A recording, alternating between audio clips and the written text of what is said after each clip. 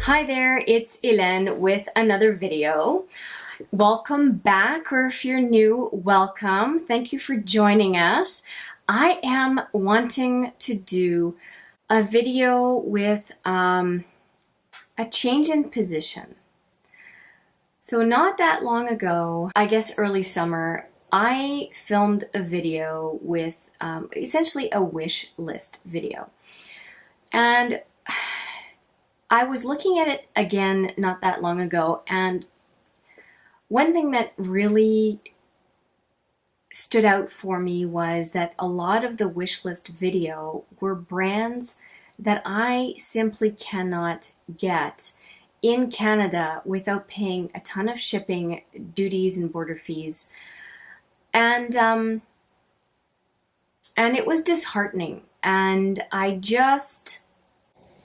think that my position on products that are not available in Canada at a reasonable price, like for example, if they are at Ulta and they're, buy one, get one free or something like that, then to me that ends up being a reasonable price. So for example, I may end up at some point getting some BH Cosmetics or something, or if they show up on Amazon.ca and they're a reasonable price there. I can deal with those things as long as they're, of course, legitimate products from those companies. But they need to be available to Canadians in a fairly simple way and cost-effective way. And so I have decided that I am going to support brands that are accessible to Canadians and to disregard, and that means I'm going to disregard a number of indie brands, but I'm going to disregard brands that do not offer a buying option for Canadians. And so let me just give you an example. So if a brand is at Sephora, Canada, check, fantastic, will support. If a brand is at Shoppers Drug Mart in Canada, check, absolutely, I will support. Or any other Canadian retailer. Costco is in Canada and has some makeup products, although I don't have a Costco card right now, used to.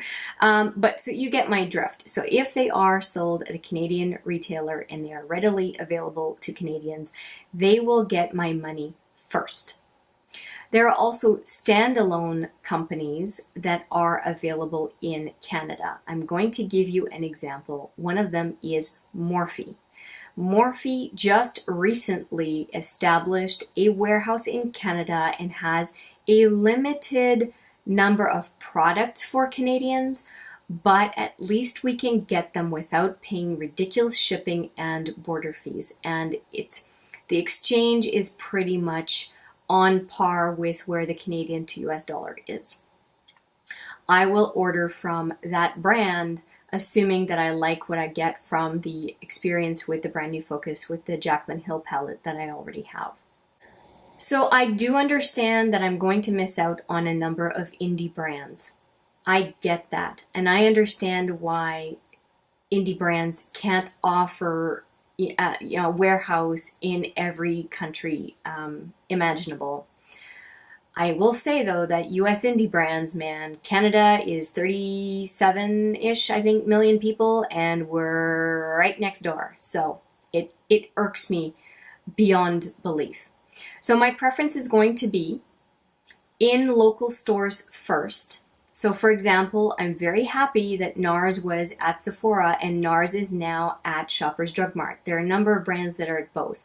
So NARS, Benefit, Urban Decay, and Urban Decay Canada is great. A number of other brands. I won't list them all, but there are a number of brands. Clinique is another one. Estée Lauder. Of course, those are big brands that have been around for a long time. I just want to reward attention to this marketplace, and I refuse to pay all the premiums associated with them basically discarding me disregarding me or discarding me, both ways works, as a consumer. So you will see a different focus on what I pay attention to, and you can assume on this channel that I automatically anti-haul any product that is not available in Canada. Like I said, I may very well get something from Ulta that is very rare, but is going to have to be an amazing sale that more than mitigates the inconvenience and the border fees that I would pay by having these products brought to me in a situation other than Ulta. So I've only ever placed one Ulta order, and it ended up being okay. I bought only things that were 50% off, and so I ended up kind of getting a 25% discount when all the fees were considered. So I hope this was somewhat clear. I guess as a consumer, I've realized that the feelings associated with needing to go out of my way for a brand, it leaves a lasting impression with me, and it affects the way I view the brand when I use it. And so I just want to avoid that impression. Now, if I'm traveling somewhere but I won't travel to go buy makeup, that's ridiculous. But if I'm traveling somewhere and I come across something that I can enjoy and bring back with me while on vacation, that's different. That's vacation spending. We all do it to a certain extent. But I won't go out and seek it, if that makes sense. Like, I'm going to be in Florida at the end of the month. I am not going to be out seeking makeup in Florida because I'm in Florida, if that makes sense. But if I happen to be on a casual vacation, that happens to be a work trip. If I'm on a casual vacation and I come across something, an indie brand or something like that I'm curious about, sure. Just like I would pick up a local artisan's shirt that is there that would be super inconvenient to try to order when I'm in Canada. Okay, so that kind of thing. So I make that distinction.